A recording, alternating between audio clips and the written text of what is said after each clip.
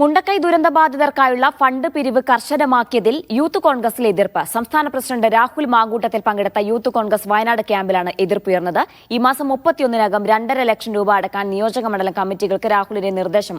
തുടർന്ന് youth Congress WhatsApp ഗ്രൂപ്പിൽ രാഹുലിനെതിരെ രൂക്ഷ വിമർശനമുണ്ടായി. അടിമകളായി ജീവിക്കാൻ ആൺകുട്ടികളെ കിട്ടില്ലെന്നും നട്ടെല്ല് പണയം വെച്ചവരെ കിട്ടുമായിരിക്കുമെന്നും വാട്സ്ആപ്പ് ഗ്രൂപ്പിൽ വിമർശനം. ഫൈസൽ നെടുമ്പാലയുണ്ട് വിവരങ്ങൾ നൽകാനായി. ഫൈസൽ, എന്താണ് യൂത്ത് കോൺഗ്രസ് പ്രവർത്തകർ പറയുന്നത്? എന്താണ് സംഭവിക്കുന്നത്?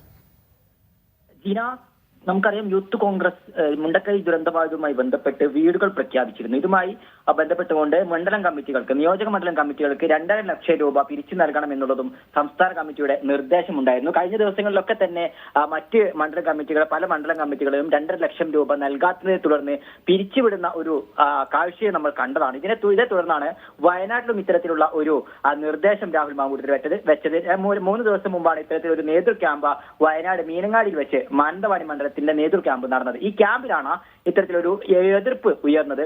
ഈ മാസം 31-നകം ഇത് തുകയായി പറഞ്ഞിട്ടുള്ളത്, അതായത് 2.5 ലക്ഷം രൂപ അടക്കാത്ത പക്ഷം മാനന്തവാടി മണ്ഡലം കമ്മിറ്റി പിരിച്ചുവിടും എന്നുള്ള ഒരു നിർദ്ദേശമായിരുന്നു രാഹുൽ മാങ്കൂട്ടത്തിൽ വെച്ചത്. ഇതാണ് ഒരു വിഭാഗം പ്രവർത്തകരെ പ്രകോപിപ്പിച്ചത്.